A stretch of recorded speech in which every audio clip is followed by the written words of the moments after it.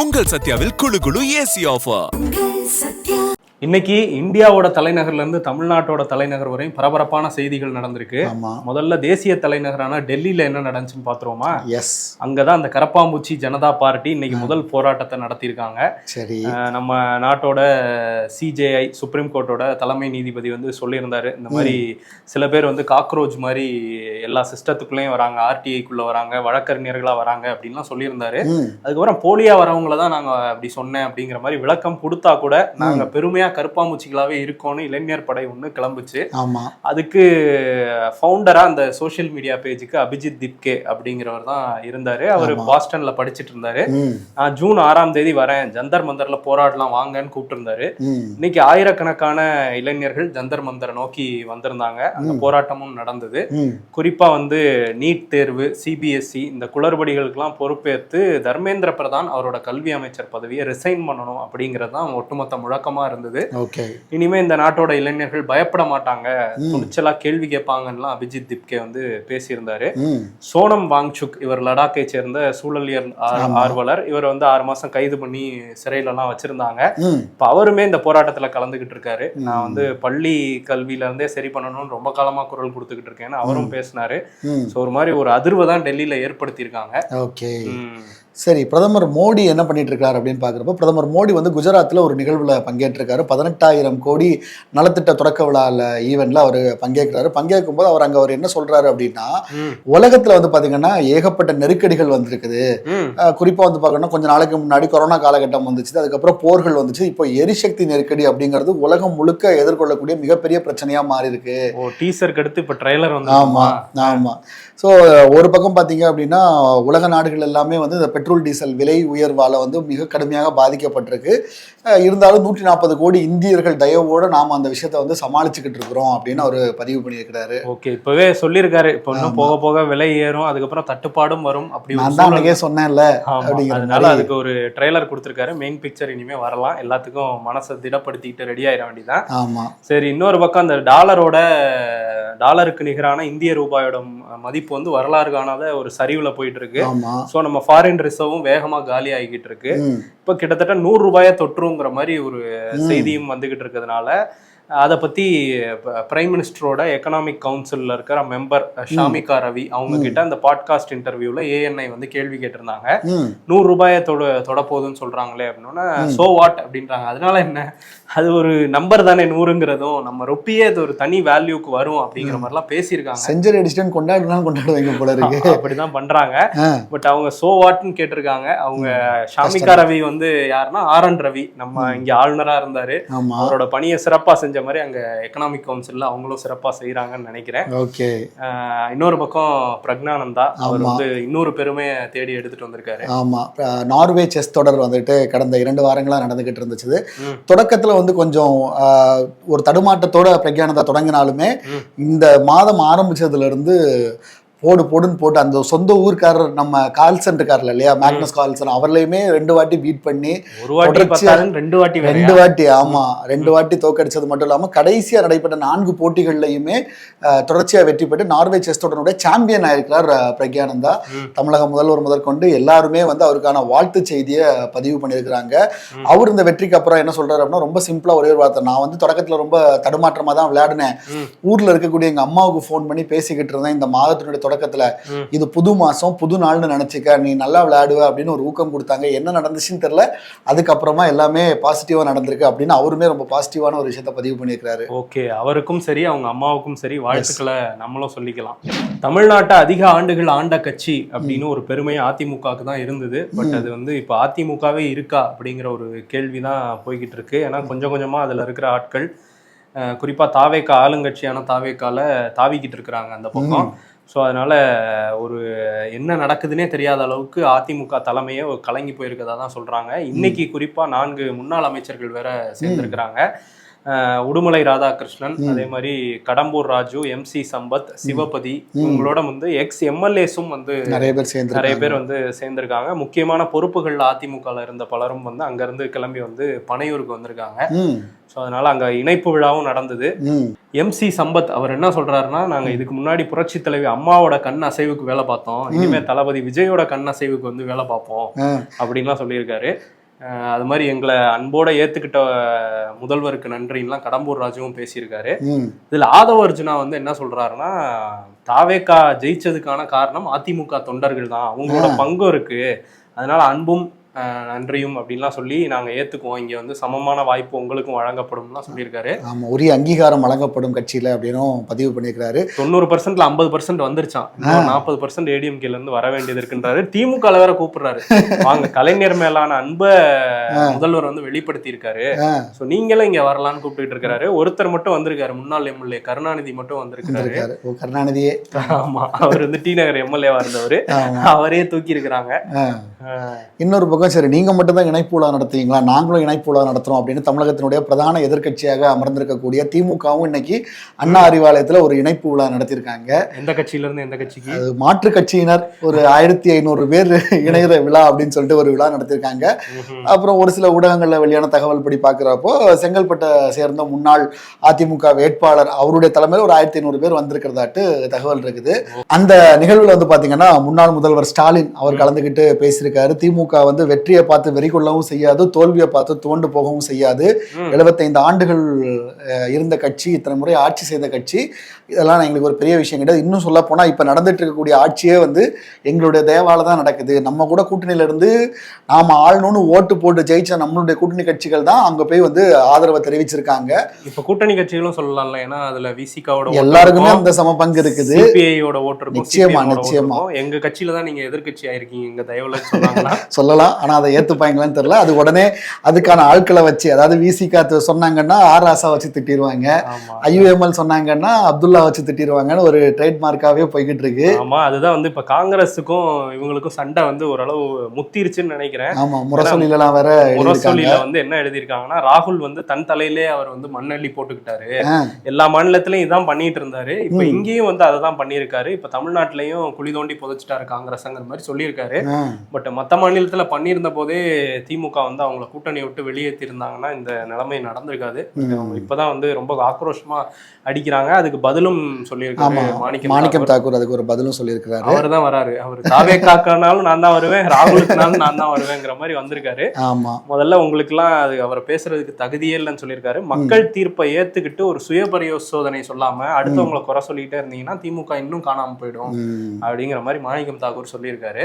S, காங்கிரஸ்ல நிலைமை எப்படி இருக்கு அப்படின்னா, இன்னொரு பக்கம் சிபிஐ சிபிஎம் அலுவலகத்துக்கு வேட்பாளராக, அதாவது மாநிலங்களவைக்கு வேட்பாளராக அறிவிக்கப்பட்ட பிரவீன் சக்கரவர்த்தி போயிருக்கிறாரு. இதனுடைய பின்னணி என்ன அப்படின்னு சொல்லி நம்ம விசாரிக்கிறப்போ, முதல்ல மாநிலங்களவை இடம் காலியாக அறிவிக்கப்பட்டு அதுக்கான தேர்தல் அறிவிக்கப்பட்டோன்னே தாவேகா தான் நேரடியாக களமிறங்கும் அப்படின்னு பேசப்பட்டுச்சு. ஏன்னா முதல் முறையாக நாடாளுமன்றத்துக்கு ஒரு தாவேகா உறுப்பினர் செல்வதற்கான ஒரு வாய்ப்பு அப்படிங்கிறதுனால தாவேகா அதை பயன்படுத்திக்கும். அதான் பிரவீன் சக்கரவர்த்தி அப்படியே எடுத்துக்கலாம். அதுதான் சொல்ல வந்தேன். பிரவீன் சக்கரவர்த்தி தான் காங்கிரஸ்ல இருந்து நீங்க ஓகே சொன்னீங்கன்னா பிரவீன் சக்கரவர்த்தி தான் களமிறங்குவார் அப்படின்னு சொன்ன உடனே விஜயும் ஓகே சொல்லிட்டாராம். சரி, பிரவீன் சக்கரவர்த்தி தானே, பிரச்சனை இல்லை, கொடுத்துக்கலாம், நீண்ட கால நண்பர் அப்படின்னு சொல்லிக்கிட்டு கொடுத்துக்கலாம் அப்படின்னு சொல்லி பிரவீன் சக்கரவர்த்தியை வேட்பாளராகவும் அறிவிச்சிட்டாங்க. இதுக்கு நன்றி தெரிவிச்சார் இல்லையா பிரவீன் சக்கரவர்த்தி ட்விட்டர்ல. அப்ப அவர் என்ன சொன்னாரு அப்படின்னா, இந்த சிபிஐ சிபிஎம் விசிகா IUML எல்லாரையும் சேர்த்து வச்சு தமிழ்நாடு சமூக நீதி முற்போக்கு கூட்டணி, அந்த கூட்டணி ஏற்பட்டிருக்கு அப்படின்னு ஒரு அறிவிப்பை வெளியிட்டாரு. அடிச்சு விட்டாரு. ஆமா, இது வந்து எதிர்வினை ஆற்றி இருந்தாங்க, ரொம்ப ஹெவியா இருந்துச்சு. சிபிஐ சிபிஎம் சைட்ல இருந்தும் சரி, எல்லாருமே வந்து இது இப்படி ஒரு கூட்டணி நாங்க இல்லவே இல்ல, அப்படி ஒரு கூட்டணியே இல்ல, கூட்டணியே இல்லைன்னு சொன்னாங்க. அதுக்கு மன்னிப்பு கேட்க தான் போயிருந்தாரா? ஆமா, கிட்டத்தட்ட அந்த மாதிரி தான். ஏன் அப்படின்னா இன்னொரு சைடு வந்து இது தாவேகாவே பயங்கரமா அப்செட் ஆக்கிடுச்சான். இப்படி ஒரு கூட்டணிக்கான திட்டம் எல்லாமே அவங்க கிட்ட இருந்திருக்கு. ஆனா இதெல்லாமே அடுத்து ஒரு இடைத்தேர்தல் வரும், அந்த இடைத்தேர்தலை நாம எல்லாரும் பேசி இணக்கமா அது ஒரு விழாவாகவே நடத்தி அது ஒரு மாநாடு மாதிரி நடத்தலாம்னு பெரிய பிளான் எல்லாம் இருந்திருப்பாங்க போல இருக்கு. இவர் ஒரு பக்காவா ஒரு ட்வீட்ல போட்டு முடிச்சிட்டாரு. நீங்க இந்த விஷயத்த நீங்களே சால்வ் பண்ணுங்க அப்படின்னு சொன்ன உடனே, இல்ல நான் வேட்புமனு தாக்கல் பண்ண உடனே நான் அவங்க 2 பேரையும் சந்திக்கிறேன் அப்படின்னு அதனால நேரடியா போய் எல்லாரையும் போய் பார்த்து பேசி எங்களுக்கு ஆதரவு கொடுங்க. ஆமா, நான் செஞ்சது தவறுதான் ஒத்துக்கிட்டாருன்னு சிபிஐல இருந்து வீரபாண்டியன் வந்து சொல்லியிருக்காரு. இன்னொரு பக்கம் ப. சிதம்பரம் வந்து இன்னைக்கு சிபிஐ அலுவலகத்துக்கு போய் அங்க வீரபாண்டியன் வந்து சந்திச்சிருந்தாரு. இது ஒரு மரியாதை நிமித்தமான சந்திப்புங்கிற மாதிரி எப்பவுமே வந்து ஒரு பாலை போட்டாங்க. பட் வந்து கூட்டணி இந்த பக்கம் கொண்டு வரலாமா, என்ன பண்ணலாங்கிற பேச்சுக்கு தான் அவர் போனதா சொல்றாங்க ப. சிதம்பரம். இதுல வெளியே வந்ததுக்கு அப்புறம் அவர் கிளம்புனதுக்கு அப்புறம் வீரபாண்டியனும் பேட்டி கொடுத்திருக்காரு. நாங்க தேசிய அளவுல இந்தியா கூட்டணியில தான் இருக்கோம், ஆனா வந்து இங்க பார்க்கும்போது நாங்க வந்து அது மதச்சார்பற்ற முற்போக்கு கூட்டணியில தொடர்றோம். அடுத்தடுத்து உள்ளாட்சி தேர்தல், சட்டமன்ற தேர்தல்லாம் வரும்போது நாங்க பேசி என்ன கூட்டணி முடிவுங்கிறதையும் சொல்லுவோம்னு சொல்லியிருக்காரு. ப. சிதம்பரம் பார்த்தது ஒரு மரியாதை நிமித்தமான சந்திப்பு தான் அப்படிங்கிறதையும் திரும்ப அவரும் சொன்னாரு. இதுக்கிடையில இந்தியா கூட்டணியில திமுக நாங்க இல்லைங்கிற மாதிரி அவங்களே ஒரு அறிக்கையெல்லாம் வெளியிட்டிருந்தாங்க. இப்ப சஞ்சய் ராவத் மகாராஷ்டிரால இருந்து வந்து திமுக வேணா இல்லாம போகலாம், அதனால இந்தியா கூட்டணியில பிளவு ஏற்பட்டுருச்சுன்னு சொல்ல முடியாது, ஒரு புதிய நட்பு சக்தியா தாவேக்கா அதுக்குள்ள வந்திருக்கு, ரிப்ளேஸ்மெண்டா. ஆமா, அந்த இடத்த நிரப்பிட்டாங்க. சோ இந்தியா கூட்டணி வலுவா இருக்குன்னு அவர் பேசிட்டு இருக்காரு. ஓகே, சோ இந்தியா கூட்டணி ஒரு மாதிரி இன்னும் ஒரு மாதிரி போய்கிட்டு இருக்கு, ஒரு மாதிரியா இருக்கு. அண்ணாமலை பாஜகவில இருந்து விலகி ஒரு இயக்கத்தை நேத்து தொடங்கினாரு, அது எல்லாருக்குமே தெரியும். சோ இதை ஒட்டி இன்னொரு அமைப்பினுடைய தொடக்கமும் நடைபெற்றதாகவும் அது வந்து ஒரு பரபரப்பும் கிரியேட் பண்ணுச்சு. அது என்ன அப்படின்னு பாத்தீங்கன்னா, சூப்பர் ஸ்டார் ரஜினிகாந்த் அவருடைய மனைவி லதா ரஜினிகாந்த் வந்து மக்கள் மேடை அப்படின்னு ஒரு இயக்கத்தை தொடங்கியதாகவும், அதுவும் அண்ணாமலை அந்த புது இயக்கம் தொடர்பான அறிவிப்பு வெளியிட்ட அதே நாள்ல அதே மாலையில நடைபெற்றதாகவும் ஒரு தகவல் பரவிச்சது. ஆக்சுவலி உண்மையிலே நடந்த சம்பவம் என்ன அப்படின்னா, லதா ரஜினிகாந்த் அவர்கள் வந்து கடந்த மார்ச் மாதம் 7ஆம் தேதியே மக்கள் மேடை அப்படிங்கிற ஒரு அமைப்பை ஏற்படுத்திட்டாங்க. அது தொடர்பான விழா கூட வள்ளுவர் கூட்டம்ல நடந்திருக்கு. இதற்கான வீடியோ எல்லாமே யூடியூப்ல கூட இருக்குது. நேத்து வந்து இன்ஸ்டாகிராம்ல ஒரு வீடியோ வெளியிட்டாங்க, இந்த அமைப்புல வந்துட்டு என்னென்ன செய்ய போறோம், உள்ளூர் அளவுல தலைவர்களை நம்ம உருவாக்கணும், நம்ம எல்லாம் சேர்ந்து பயணிப்போம், மாற்றத்துக்கான ஒரு அமைப்பாக இருக்கும் அப்படிலாம் சொல்லிட்டு ஒரு வீடியோ வெளியிட்டாங்க. தலைவர்களை இவங்க உருவாக்க போறாங்க. ஆமா, உள்ளூர் அளவுல தலைவரும் சேர்ந்து உருவாக்குவாரா இல்ல, அது எல்லாமே அது அந்த வீடியோல இல்ல. பட் இருந்தாலும் அடுத்தடுத்த விஷயங்கள்லாம் இருக்குது. நேத்து அந்த வீடியோ அவங்க வெளியிடவும் இந்த அமைப்பு வந்து நேத்து தான் உருவாக்கப்பட்டுச்சு. ஒரு பக்கம் அண்ணாமலை ஒரு புதிய இயக்கம் தொடங்குறாரு, இன்னொரு பக்கம் ரஜினி வீட்டுல இருந்து இன்னொரு அமைப்பு, ரெண்டுமே சேர்ந்து என்ன பண்றாங்க அப்படிங்கிற மாதிரியான ஒரு பேச்சுவார்த்தை எல்லாம் போச்சு. ஆனா என்னன்னா, அவங்க வந்து 2 மாசத்துக்கு முன்னாடி தொடங்கிட்டாங்க. நேத்து தான் தும்மி இருக்காங்க கரெக்டா. இப்ப தும்முனாதான் கரெக்டா இருக்குங்கிற மாதிரி. ஏன்னா ரஜினிக்கும் அண்ணாமலைக்கும் ஒரு லிங்க் இருக்கு, அதுக்கு பின்னாடி பிஜேபி இருக்குங்கிற மாதிரியான நிறைய தகவல்கள் போயிட்டு இருக்கு. அதுலயும் குறிப்பா வந்து சண்முகம் என்ன சொல்றாருன்னா, சிபிஎம்ல இருந்து இது கண்டிப்பா RSS ஓட இன்னொரு அமைப்பு தான், அவங்க 2500 அமைப்பு வச்சிருக்காங்க, இப்போ 2501 அண்ணாமலை இறக்கி விட்டுருக்காங்க. மாறு வேடத்துல இந்த மாதிரி எல்லாம் ஒரு புது யுத்தியை கையாண்டுகிட்டு உள்ள வராங்க, மக்கள் கிட்ட இது பலிக்காதுங்கிற மாதிரி அவர் சொல்லியிருக்காரு. இன்னொரு பக்கம் திரும்ப என்ன சொல்லியிருக்காருன்னு பாத்தீங்கன்னா, அதாவது பாஜக முகமாட்டு முதல்ல அண்ணாமலை வந்தாரு, இப்ப பாஜகவுக்கு இங்க செல்வாக்கு இல்லைன்னு தெரிஞ்ச உடனே இன்னொரு முகமாட்டு வர பாக்குறாரு. நான் அப்படிதான் நினைக்கிறேன். ஆனா ஒருவேளை தமிழ்நாட்டு மக்களினுடைய குரலை பிரதிபலிக்கக்கூடிய ஒரு முகமாக இருந்துச்சு அப்படின்னா நம்ம வரவேற்போம், மற்றபடி வேற எதுவும் இதுல இல்லை அப்படின்னு அவர் பதிவு பண்ணிருக்காரு. அவர் சொல்லியிருக்காரு, அந்த இயக்கத்துல இப்ப வரையும் ஒரு 13 லட்சம் பேர் சேர்ந்திருக்காங்க. ஏர்போர்ட்ல அவர் வராருன்னு ஒரு பயங்கர கூட்டம் வந்து இதெல்லாம் பொன்னா இடையெல்லாம் போர்த்திட்டு இருந்தாங்க. அதுக்கப்புறம் வந்து இன்னொரு பக்கம் பார்த்தோம்னா நயினார் நாகேந்திரன், அவர் வந்து பயங்கர கோவத்துல இருக்காரு. நிறைய பேர் பாஜகல இருந்து வெளியே போய் அண்ணாமலையோட அமைப்புல வந்து சேர்றாங்கிறதுனால அவர் என்ன சொல்றாருன்னா, அவர் வந்து நாங்க இந்த மாதிரிலாம் போகாதீங்க, இந்த இயக்கத்துல இருந்துகிட்டே இன்னொரு இயக்கத்துக்கு போறது ஒரு துரோகம் அப்படின்னு சொல்லியிருக்காரு. பிரதமர் மோடியோட இலக்கை நம்ம கொண்டு போய் சேர்க்கணும் அப்படின்னு எல்லாரும், உலகத்திலே மிகப்பெரிய கட்சி பாஜக சொல்லியிருக்காரு. அதனால இங்க இருந்து யாரும் போகாதீங்க அப்படின்னு. தமிழ்நாட்டுலதான் ரொம்ப சின்ன கட்சி இருந்தாலும் அண்ணாமலையை வச்சு வளர்த்தெடுத்து அதுல போய் ஜாயின் கடிச்சிருவாங்கன்னு தான் நினைக்கிறேன். சரி, ஓகே. இன்னொரு பக்கம் வந்து ஒரு பெரிய அதிர்வை தான் நேற்று ஏற்படுத்தியிருக்காங்க. நான் அவர் போய் சேருவாருன்னு நான் நினைக்கல, ஆனால் அவர் போய் சேர்ந்திருக்காருங்கிறதுனால அண்ணாமலை வந்து வெயிட் அந்த 13 லட்சத்தை தாண்டி அவர் ஒரு ஆளே போதும்னு நினைக்கிறேன். ஏன்னா மாநில துணைத் தலைவராக இருக்கிற கரு நாகராஜன் அவரோட பதவியை விட்டுட்டு அங்கே போயிருக்காருன்னா அப்போ சும்மா இருக்குமா அந்த கட்சி? இனிமேல் பெரிய அளவில் வரும்னு நினைக்கிறேன். ஏன்னா அவர் ஏற்கனவே சரத்குமாரோட இருந்தாரு. சரத்குமார் வந்து கட்சியே கொண்டு வந்து பிஜேபியில் இணைச்சாரு. பிஜேபியில இருந்து ஒரு இதை பிரிச்சுட்டு போய் புதுசா இயக்கம் ஆரம்பிச்ச அண்ணாமலையோட இப்ப கருநாகராஜன் சேர்ந்துக்கிறான்னா இந்த காம்பினேஷன் என்னென்ன பண்ண போகுதுன்னு தெரியல தமிழ்நாட்டுல. இது மாதிரி இன்னும் சிலர் வந்து கோவை மாவட்டத்தை சேர்ந்த நிர்வாகிகள் அவங்க எல்லாம் போய் சேர்ந்திருக்காங்க. இதுல இன்னொரு பாதிப்பு இருக்கு. ஏற்கனவே தாவேகா பக்கம் நிறைய அதிமுகவினர் போயிட்டு இருக்கிறாங்க.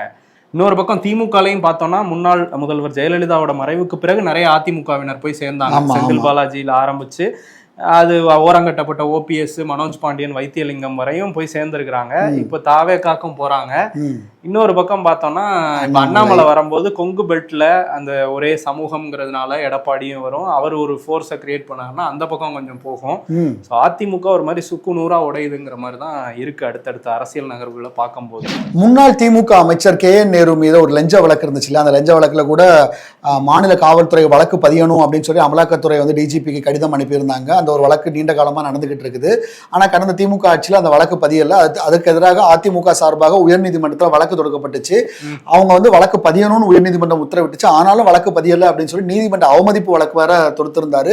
இது தொடர்பான வழக்கு வந்து பாத்தீங்க அப்படின்னா தொடர்ச்சியா நடந்துகிட்டு இருக்குது நீதிமன்றத்தில். இதுக்கு நடுவுல நேரு தரப்புல இருந்து நேற்று உயர்நீதிமன்றத்தில் ஆஜரான அவர் தரப்பு வழக்கறிஞர் வந்து ஒரு விஷயத்தை பதிவு பண்றாரு.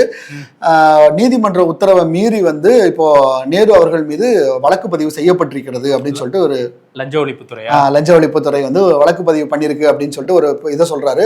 உடனே நீதிமன்றம் என்ன கேள்வி கேட்குதுன்னா, அரசு வழக்கறிஞர்கிட்ட ஏற்கனவே நீங்க வந்து அடுத்த வழக்கு விசாரணைக்கு வர்றது வரைக்கும் எந்த நடவடிக்கை எடுக்கப்படாதுன்னு சொல்லிட்டு இதுக்கு முன்னாடி இருந்த அரசு தலைமை வழக்கறிஞர் வந்து உத்தரவாதம் கொடுத்திருந்தாங்க. அந்த உத்தரவாதம் என்ன ஆச்சு அப்படின்னு கேட்டிருக்காங்க. அது அவர் நேரு அவங்க ஆட்சி காலத்துல கொடுத்ததுங்க. ஆமா, ஆட்சி மாற்றம்லாம் நடந்திருக்கு. அதனால அந்த உத்தரவாதம் வந்து இப்ப வரைக்கும் இருக்கும் அப்படின்னு சொல்ல முடியாது அப்படின்னு சொன்ன உடனே சரி ஓகே, இந்த விஷயத்துல கூடிய சீக்கிரமே நீதிமன்றம் வந்து ஒரு உத்தரவை பிறப்பிக்கும் அப்படின்னு சொல்லியிருக்காங்க. ஓகே, வெயிட் பண்ணி பார்ப்போம் KN நேரு வழக்கு எப்படி போகுதுன்னு. இதுல KN நேரு வழக்கு நீதிமன்றமே உத்தரவிட்டதுனால தானே வழக்கெல்லாம் பதிவு பண்ணியிருக்காங்க. அதனால இதுல உள்நோக்கம் இருக்க மாதிரி தெரியல, அரசியல் உள்நோக்கம் சொல்லி திரும்ப சொல்லியிருக்காரு. இன்னொரு பக்கம் பார்த்தோம்னா செந்தில் பாலாஜிக்கு எதிராக வழக்கு தொடுக்கிறதுக்கான வேலையுமே தாவேகா அரசு வந்து ஆரம்பிச்சிருக்கதா சொல்றாங்க. நிர்மல்குமார், CTR நிர்மல்குமார் அமைச்சர், அவர் வந்து என்ன பேட்டி கொடுத்திருக்காருன்னா, செந்தில் பாலாஜி நான் வந்து ஹார்ட் டிஸ்க் காணாம போச்சுன்னு சொன்னேன், வேற எதுவுமே சொல்லல. செந்தில் பாலாஜி திருடிட்டாருனோ அவரோட இது ஆவணம் இருக்கணும், அவரே வந்து ஆஜராகி அதுக்காக ஒரு பிரஸ் மீட் வச்சு திசை திருப்புறாங்க, ஹார்ட் டிஸ்க் எல்லாம் காணாம போயிடுச்சுன்னு சொல்லி சும்மா சொல்றாங்கன்னு அவர் ஏன் வந்து பதில் சொல்றாரு? அப்ப இதுல ஏதோ பண்ணிருக்காரு அவருங்கிற மாதிரி அவரு ஒன்ன சொல்லி விடுறாரு. அவர் நிறைய பேசியிருக்காரு. நிர்மல்குமார் என்ன சொல்றாருன்னா, திருப்பரங்குன்றம் விவகாரத்துல மக்கள் அமைதியை தான் விரும்புறாங்க, மதவாத சக்திகளுக்கு நாங்களும் இடம் கொடுக்க மாட்டோம், போன அரசு பண்ண மாதிரிதான் நாங்களும் அந்த விஷயம்லாம் கொண்டு போவோங்கிற மாதிரி ஒண்ணு சொல்லியிருக்காரு. அதுதான் எங்களோட கொள்கைங்கிற மாதிரி எல்லாம் பேசியிருக்காரு. அதே மாதிரி பிரஸ் மீட் முதல்வர் வந்து கொடுக்க மாட்டாருங்கிறத வேற ஆங்கிள் வந்து சொல்லியிருக்காரு. ஏன்னா முதலமைச்சர் வந்து மக்களுக்காக பேசிட்டு தான் இருக்கிறாரு, நாங்க எல்லாமும் பேசிக்கிட்டு இருக்கிறோம்.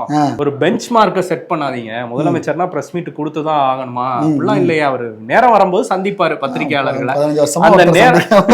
அந்த நேரம் எப்போ வருங்கிறத அவர் சொல்லல. பட் வந்து முன்னாடி ஊடகங்களே கிடையாது, மெயின் ஸ்ட்ரீம் ஊடகங்களே, அப்ப பத்திரிகை ஊடகம் தானே இருந்தது. அப்பெல்லாம் இந்த மாதிரி பிரஸ் மீட் வச்சிங்களாங்கிற மாதிரி என்னென்னமோ கேட்டு ட்விஸ்ட் பண்ணி விட்டு கொடுக்க முடியாது கிளம்புங்கன்ட்டாரு. இன்னொரு விஷயம் என்னன்னா, ஒரு ஷாக்கிங்கான விஷயம், அவரா அரசியலுக்காக சொல்றாரா இல்ல அப்படி ஒரு டாக் இருக்கானே தெரியல. அவர் என்ன சொல்றாருன்னா, எடப்பாடி பழனிசாமி மத்திய அமைச்சரவையில இன்னும் ஒரு 2 ஆண்டுல அவருக்கு பதவி கொடுப்பாங்க, அப்புறம் பாஜகவோட இணைச்சிருவாரு கட்சியவேங்கிறாரு. திமுக கூட கொடுத்தா கூட போயிருவாரு, ராஜ்யசபா சீட்டு கொடுத்தாலே போயிருவாரு போல, அப்படிதான் அவர் நிலைமை இருக்குன்னு எல்லாம் பேசியிருக்காரு. ஆம்னி பேருந்து விவகாரத்திலையும் ஒரு உத்தரவு இன்னைக்கு வந்திருக்கு கோர்ட்ல இருந்து. ஆமா, அவங்க வந்து ஆம்னி பேருந்துகள்லாம் கிளாம்பாக்கத்துல இருந்து தான் கிளம்பணுங்கிற மாதிரி சொல்லியிருந்தாங்கல்ல, அதெல்லாம் முடியாதுன்னு ஆம்னி பேருந்து சங்கங்கள் போயிருந்தாங்க. போக்குவரத்து ஆணையத்தோட உத்தரவை எதிர்த்து கோர்ட்டுக்கு. கோர்ட் வந்து அப்படிலாம் இல்ல, போரூர் டோல்கேட் கோயம்பேடு அது வழியெல்லாம் வந்துக்கலாம் அப்படின்னு சொல்லியிருக்காங்க. சில இடங்களை மட்டும் சொல்லி அது வழியா அங்கேயும் பயணிகளை ஏத்திட்டு வரலாங்கிற மாதிரி சொல்லியிருக்காங்க. இதுக்கு முன்னாடியே ஆனா அந்த மாதிரியான நடைமுறை இன்னும் இருந்துகிட்டு தான் இருக்கு. உத்தரவு இருந்தா கூட போரூர் டோல்கேட்ல மற்ற கோயம்பேடுல இந்த மாதிரியான இடங்கள்ல ஆம்னி பேருந்துகள் ஏத்திட்டு வந்துட்டு இருக்காங்க. ஸோ இந்த உத்தரவு வந்தோடனே இன்னும் ஹாப்பியா இருக்காங்க. அது அப்படியே கண்டினியூ ஆகும். விலையை பத்தி அவங்க அதை பத்தி எல்லாம் கண்டுக்க மாட்டாங்க, அது அப்படியே போய்கிட்டே தான். ஆன்லைன்ல போட்டாலும் நாங்க உரிய நடவடிக்கை எடுப்போம்னு அரசு சொல்றதோட நிக்குது அது. ஆமா, இந்த அரசு என்ன பண்றாங்க பாப்போம். நேத்து தாவேகாவோட கட்சி கூட்டம் சென்னையில நடந்துச்சு. அதுல வந்து சசிரேகாலாம் பேசுறாங்க, அதிமுக அவங்க வந்துட்டாங்கன்னு நினைக்கிறேன். அவங்களும் வேற யாருதான் இருக்கு அதிமுக தேடிதான் பார்க்கணும் போல. இன்னொரு பக்கம் வந்து அவர் ஆதவ அர்ஜுனா வந்து அங்க பேசியிருந்தாரு. என்ன சொல்றாருன்னா, மாமன்னன் உதயநிதியோட படத்துல இருந்து ஒரு ரெஃபரன்ஸ் எடுத்துட்டு வந்து உதயநிதிக்கே வந்து பதில் சொல்லியிருக்காரு. என்னன்னா, இந்த மாதிரி அந்த மாமன்னன் படத்துல ஆதிக்கம் செலுத்துறவங்க வந்து ஒரு பக்கம் இருந்துகிட்டு உட்கார விட மாட்டாங்க ஒடுக்கப்பட்டவங்க, அப்படிதான் வந்து திமுகவும் நடந்துக்குது. இப்ப விசிகா வந்து 40 ஆண்டுகளா ஆண்டுகளா கட்சி நடத்தினது எதுக்கு? அதிகாரத்துக்கு வரணும்னு தானே. அவங்க என்ன அடிமையா இருக்கவா கட்சி நடத்தினாங்க?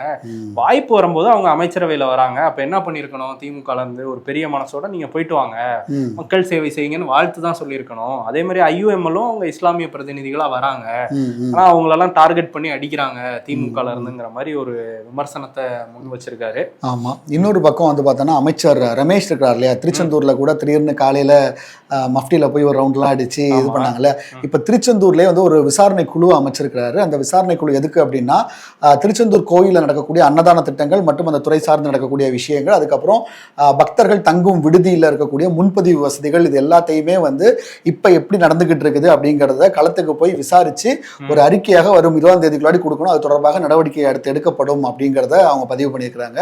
ஓகே, அதே மாதிரி டாஸ்மாக் 717 மூடிட்டோம் அப்படின்னு சொல்லியிருக்காரு. ஆமா, ஏன்னா ஏற்கனவே எதிர்கட்சிகள்ல சில பேர் மூடல அப்படின்லாம் வந்து சொல்லியிருந்தாங்க. ஆமா, விஜய் அறிவிக்கும் போது 2 வாரத்துல மூடணும்னு சொல்லியிருந்தாங்க. நாம கூட விகடன்ல ஒரு செய்தி வெளியிட்டு இருந்தோம். பெரம்பூர்ல முதல்வர் தொகுதியிலே வந்து பாத்தீங்கன்னா பள்ளிக்கு மிக நெருக்கமா இருக்கக்கூடிய ஒரு கடை வந்து 2 வாரம் தாண்டியும் க்ளோஸ் பண்ணல அப்படின்னு சொல்லி போட்டிருந்தோம். இன்னைக்கு அங்க இருந்து வந்த தகவல் என்னன்னா, அந்த டாஸ்மார்க்கும் மூடப்பட்டிருக்கிறது அப்படிங்கிறது தான். ஆமா, இப்ப பல இடங்கள்லயும் இப்ப 2-3 நாளைக்குள்ள நிறைய மூடி இருக்குதா செய்திகள் வருது. ஆனா இன்னும் மூடப்பட வேண்டியது நிறைய இருக்கு. புதுசா திறக்காமலும் இருக்கணும். இத வந்து காம்பன்சேட் பண்றோம்னு சொல்லிக்கிட்டு பின்பக்கம் கதவை வச்சு திறக்கிறதெல்லாம் கடந்த ஆட்சிகள்ல பார்த்திருக்கோம். அது வந்து நடக்க கூடாது. இன்னொரு பக்கம் இந்த டாஸ்மாக் எல்லாம் மூடிக்கிட்டு இருக்கிறதுக்கு வரவேற்பு இருக்குன்னா, எங்களுக்கு மூட வேணாம் தொடங்கன்னு சொல்லி அதுவும் பெண்கள் போராடினது ஒரு பெரிய பரபரப்பை தான் ஏற்படுத்தி இருக்கு. எங்கன்னா கும்மிடிப்பூண்டியில, திருவள்ளூர் மாவட்டம் கும்மிடிப்பூண்டி, அந்த ஆந்திராவை ஒட்டி உள்ள பல்லவாடாங்கிற ஒரு கிராமத்துல ஒரு டாஸ்மாக் இருந்திருக்கு. இங்க நீங்க திறங்கன்னு சொல்லிட்டு அந்த ஆண்களோட மனைவிகளும் வந்து போராடிட்டு இருந்தாங்க. அவங்கதான் கோஷங்களே வேண்டும் வேண்டும் டாஸ்மாக் வேண்டும்ன்றாங்க. ரொம்ப ஷாக்கிங்கா இருந்தது. அவங்க என்ன சொல்றாங்கன்னா, இங்க மூடிட்டதுனால ஆந்திராக்கு போறாங்க, அதுல போலீஸ் பிடிக்கிறாங்க, இன்னொன்னு என்னன்னா கள்ளச்சாராயம் வாங்கி குடிக்கிறாங்க, இதுல பெரிய பிரச்சனைகள் இருக்கு அப்படின்னு சொல்லியிருக்காங்க. இந்த மாதிரி பிரச்சனைகளை எப்படி ஹேண்டில் பண்றதுங்கிறதையும் அரசாங்கம், கள்ளச்சாராயத்தையும் ஒடுக்கணும். அதனால ஏற்பட்ட விளைவுகளே நம்ம கடந்த காலங்களில் பார்த்திருக்கோம். முத்தரப்பு தொடருக்காக இன்று இலங்கை வந்த இந்திய A அணி. அதுல வைபவ் சூரியவன்ஷி இருக்காராம். இவன் என்ன ஸ்கூலுக்கு போகாம இங்கே வந்திருக்கான்னு மற்ற டீம்ஸ் எல்லாம் பாக்குறாங்களா? இன்னைக்கு இந்தியன் டீமுக்கே செலக்ட் ஆயிருக்காப்ல. மொத்தத்துல இந்த லைஃப் எப்படி இருக்குன்னு பாத்தீங்கன்னா, ஆஹா ஓஹோன்னு சொல்ற அளவுக்கு பிரமாதமான லைஃப் இல்லைனாலும் ஏதோ ஒரு வாட்டி வாழலாம்.